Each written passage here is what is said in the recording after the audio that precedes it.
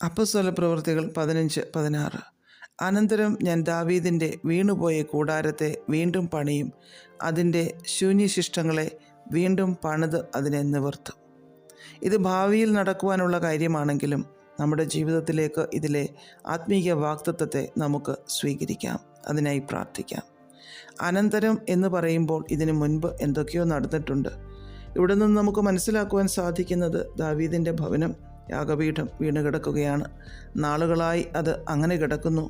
അതിനെ വീണ്ടും പണിയുമെന്ന് ദൈവം വാഗ്ദത്തം ചെയ്യുന്നു. അതിൽ ശൂന്യമായി പോയതിനെ, നശിച്ചു പോയതിനെയൊക്കെ വീണ്ടും പണിത് അതിനെ പുനരുദ്ധരിക്കും എന്ന് പറഞ്ഞിരിക്കുന്നു. പഴയ വീടുകളും കെട്ടിടങ്ങളുമൊക്കെ നാം പുനരുദ്ധരിച്ച് അതിനെ പുതിയതാക്കി തീർക്കാറുണ്ട്. ഇടിഞ്ഞു പൊളിഞ്ഞു കിടക്കുന്നതൊക്കെ പുതിയ രീതിയിൽ പണിതെടുത്ത് പുതുമയിൽ നിലനിർത്താറുണ്ട്. നമ്മുടെ ജീവിതത്തിൽ ഇടിഞ്ഞു കിടക്കുന്നതും നശിച്ചു പോയതും ശൂന്യമായി പോയതുമായ എന്തൊക്കെയുണ്ടോ ദൈവം അതിനെ വീണ്ടും പണിയുമെന്ന് വാഗ്ദത്തം ചെയ്യുന്നു. തകർന്നു കിടക്കുന്നതിനെ പണിതുയർത്തും എന്ന് പറയുന്നു. അത് നമ്മുടെ ആത്മീക ജീവിതത്തിൻ്റെ മേഖലയാകട്ടെ, ഭൗതിക മേഖലയാകട്ടെ, ദൈവം പണിയാൻ ഒരുക്കമാണ്. നമ്മുടെ ജീവിതത്തെ ദൈവകരങ്ങളിൽ നാം ഏൽപ്പിച്ചു കൊടുത്താൽ ദൈവം അതിനെ വീണ്ടും പണിയും, പണിതുയർത്തും. യെശയ്യാവ് 43:19 ഞാൻ മരുഭൂമിയിൽ ഒരു വഴിയും നിർജ്ജന പ്രദേശത്ത് നദികളും ഉണ്ടാക്കുമെന്ന് എഴുതിയിരിക്കുന്നു. വഴിയും നദികളുമൊക്കെ മനുഷ്യർക്കായി ഒരുക്കുന്ന ദൈവം. ഉണങ്ങി വരേണ്ട ജീവിതങ്ങളിൽ അനുഗ്രഹത്തിൻ്റെ മഞ്ഞും മഴയും ദൈവസന്നിധിയിൽ നിന്ന് അയക്കുന്ന ദൈവം. പണിതുയർത്തുക മാത്രമല്ല, നനയ്ക്കുകയും കുതിർക്കുകയും ഒക്കെ ചെയ്യുന്ന ദൈവം. എസെക്കിയേൽ 36:26 കല്ലായുള്ള ഹൃദയം നിങ്ങളുടെ ജഡത്തിൽ നിന്ന് നീക്കി മാംസമായുള്ള ഹൃദയം നിങ്ങൾക്ക് തരുമെന്നെഴുതിയിരിക്കുന്നു.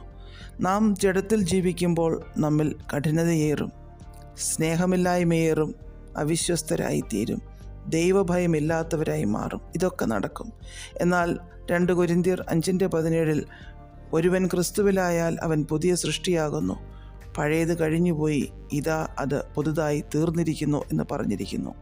അങ്ങനെ കർത്താവിൽ പുതിയ സൃഷ്ടിയാകുമ്പോൾ നമ്മിലെ കഠിനതയൊക്കെ മാറ്റി ദൈവം നമുക്ക് മാംസളമായ ഹൃദയം നൽകുന്നു. എന്നാൽ നാം ജഡത്തിലാണ് വീണ്ടും ജീവിക്കുന്നതെങ്കിൽ നമ്മിലെ കാഠിന്യമേറിയ ഹൃദയം അപ്രകാരം തന്നെ ആയിരിക്കും.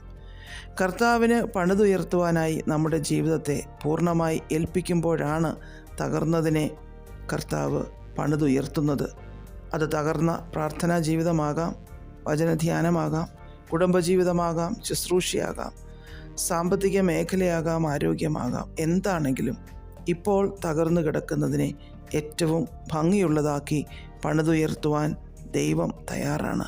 നമുക്ക് ആ വീര്യം പ്രവർത്തിക്കുന്ന കരങ്ങളിലേക്ക് നമ്മുടെ ജീവിതത്തെ ഏൽപ്പിച്ചു കൊടുക്കാം. പ്രാർത്ഥിക്കാം.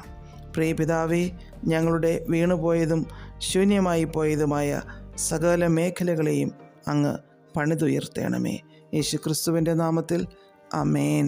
God bless us all.